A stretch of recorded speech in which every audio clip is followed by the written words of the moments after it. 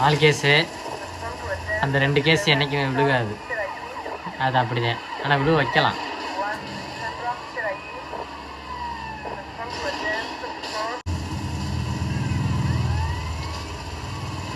இதான் நம்ம வீடு.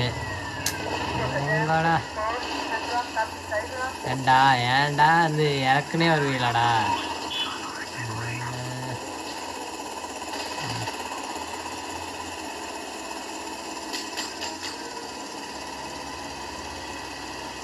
வண்டி மேலே எடுத்து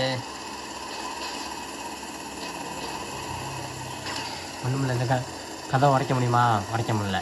அப்போ வண்டியை மேலே ஏற்றி